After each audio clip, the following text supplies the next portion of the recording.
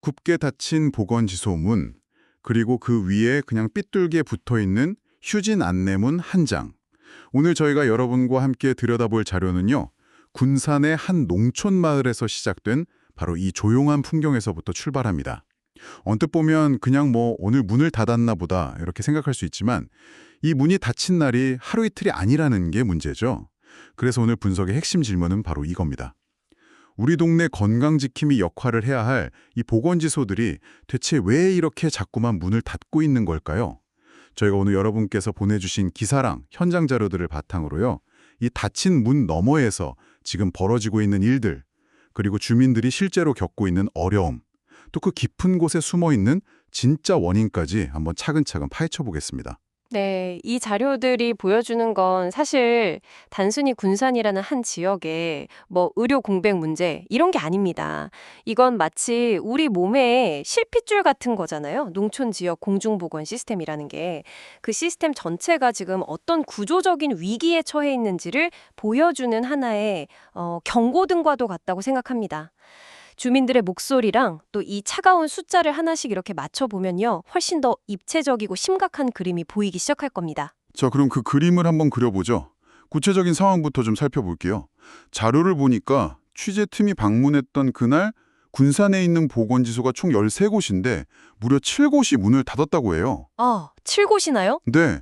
아니 절반이 넘는 곳이 그냥 진료를 안 했다는 건데 이게 대체 어떻게 된 일인가요? 그게 바로 공중보건에, 그러니까 보건지소에서 일하는 의사 선생님이 절대적으로 부족하기 때문입니다.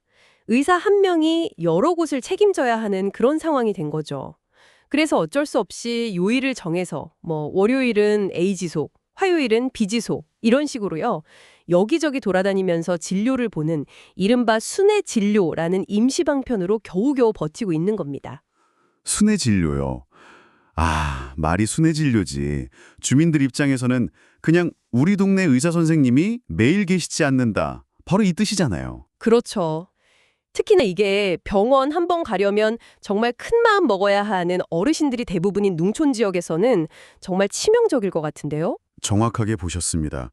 그 순회 진료라는 건 사실 주민 입장에서는 정해진 특정 요일, 그 특정 시간에만 아파야 한다는 말이나 다름없습니다. 아, 몸이 아픈 게 어디 계획대로 되는 게 아니잖아요. 결국 의료 서비스의 가장 기본이라고 할 수 있는 접근성과 지속성이 완전히 무너지고 있다는 신호죠. 맞아요. 자료에 담긴 한 어르신의 목소리가 그 현실을 그대로 보여주더라고요. 일주일에 딱 3번만 진료를 볼 수 있다고 하시는데 만약에 몸이 좀 안 좋아서 그날을 놓치면 다음 진료일까지는 그냥 꼼짝없이 기다려야 한다는 거잖아요. 정말 속수무책이겠어요. 게다가 그 기다림이라는 게 단순히 며칠 그냥 참는 수준의 문제가 아닙니다. 고혈압이나 당뇨처럼 매일 약을 먹고 상태를 점검해야 하는 만성질환 가진 분들 있잖아요. 네, 많으시죠. 그런 분들에게는 이 불규칙한 진료가 생명과 직결될 수도 있는 문제거든요. 꾸준한 관리가 생명인데 시스템 자체가 그걸 불가능하게 만들고 있는 셈이죠. 심리야. 버스를 2번 타야 되고 여기가 좋지 라고 하시는데 30리면 네, 30리면 약 12km거든요. 젊은 사람한테도 이게 가까운 거리가 아닌데 거동이 불편하신 어르신이 버스를 2번씩이나 갈아타고 이 거리를 왕복해야 하는 그런 상황인 거죠. 바로 그 지점입니다. 우리는 흔히 의료 공백이라고 하면 응급 상황을 떠올리잖아요. 네, 그렇죠. 그런데 이 자료가 보여주는 현실은 그 이전 단계의 문제입니다. 주민들에게 보건지소는 단순히 아플 때 가는 곳, 그 이상이었던 거예요. 내가 아파도 기댈 곳이 있다는 어떤 심리적 안정감을 주는 동네의 기둥 같은 존재였던 거죠. 한 주민분이 첫 번째로 가까운 곳이 보건소잖아요. 없어진다는 건 생각도 못하죠. 이렇게 말씀하시는데 그 상실감이 얼마나 클지 짐작이 갑니다. 아, 정말 그러네요. 특정 요일에만 진료를 받을 수 있다는 건 어떻게 보면 아프고 싶을 때 아플 자유조차 없다는 뜻이군요. 주민분들 이야기를 들어보니까 정말 심각한데요. 이게 그냥 느낌적인 느낌이 아니라 실제 숫자로도 증명이 되는 거죠? 네, 맞습니다. 감정적인 차원을 넘어서 이제부터는 좀 냉정한 숫자를 들여다볼 시간입니다. 그리고 이 숫자들은 상황이 저희가 생각하는 것보다 훨씬 더 심각하다는 걸 보여주고 있습니다. 제가 이 자료를 보고 정말 깜짝 놀랐던 숫자가 있는데요.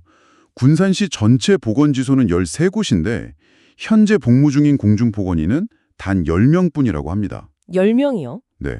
처음부터 그러니까 모든 지소에 의사 한 명씩 배치하는 것 자체가 불가능한 구조였던 거네요. 맞습니다. 그런데 그 숫자에는 또 다른 함정이 숨어 있습니다.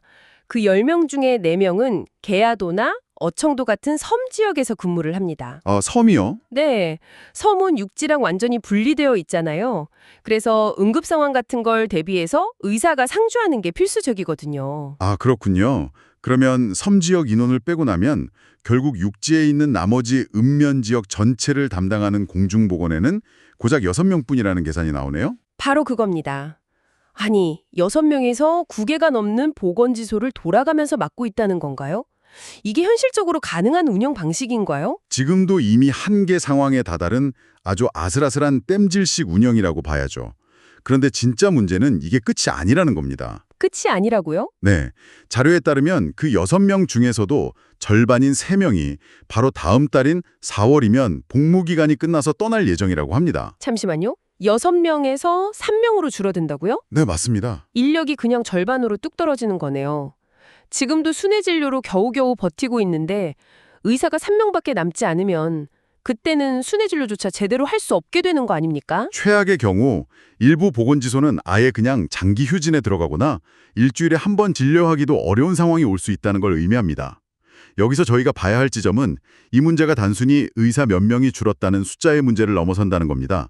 이건 우리가 너무나 당연하게 여겼던 아프면 동네 보건소에 간다는 사회적 약속, 즉 공공의료 시스템의 지속 가능성 자체가 뿌리채 흔들리고 있다는 아주 강력한 신호입니다. 시스템의 지속 가능성이라. 그러니까 이건 단순히 의사 몇 명이 부족하다 이런 차원을 넘어서서 우리가 당연하게 여겼던 농촌 지역의 최소한의 의료 안전망이 그냥 무너지고 있다는 말씀이시군요. 정말 심각하네요. 그럼 이 모든 문제의 근원, 도대체 왜 이렇게까지 공중보건의가 부족해진 걸까요? 자료에서는 크게 2가지 원인을 지목하고 있습니다. 하나는 최근의 상황과 맞물린 급성적인 원인이고요. 다른 하나는 오랫동안 계속되어 온 구조적인, 그러니까 만성적인 원인이라고 볼 수 있습니다. 급성적인 원인부터 한번 짚어보죠. 자료에서는 이 원인 중 하나로 최근의 의정 갈등을 지목하고 있더라고요. 갈등의 여파로 일부 의대생들이 휴학을 하거나 병역 이행 방식을 바꾸는 선택을 하면서 신규 공중보건의 인력 수급에 직접적인 영향을 줬다는 분석입니다. 이건 자료에 나온 내용을 그대로 전달해 드리는 겁니다. 네, 그렇죠. 신규 인력이 들어와야 기존 인력이 나간 자리를 메울 수 있는데 그 유입 경로 자체에 예상치 못한 변수가 생긴 거죠. 하지만 이건 어디까지나 최근에 벌어진 일이고요. 더 근본적인 문제를 들여다봐야 합니다. 바로 공중보건의 지원 자체가 수년째 계속 줄어들고 있다는 구조적인 문제입니다. 구조적인 문제요. 그건 왜 그런 건가요? 가장 큰 이유로 지목되는 것이 바로 복무 기간의 문제입니다. 복무 기간이요? 네, 현재 공중보건의 복무 기간은 36개월, 즉 3년입니다. 반면에 육군 현역병은 이제 18개월로 줄었죠. 의사 자격을 가진 이들이 병역 의무를 이행하는 방법 중 하나인데 다른 선택지에 비해서 기간이 무려 2배나 길다 보니까 매력도가 크게 떨어지는 겁니다. 단순히 기간만 놓고 봐도 2배 차이가 나네요. 한창 경력을 쌓고 또 전문의 과정을 밟아야 할 20대 후반, 30대 초반의 젊은 의사들 입장에서는 3년이라는 시간이 굉장히 길게 느껴질 수 있겠어요. 그럼요. 차라리 현역 입대를 선택하는 게 경력 관리 면에서는 더 유리하다고 판단할 수도 있겠군요. 바로 그겁니다. 과거에는 이 기간의 차이가 그렇게 크지 않았거든요.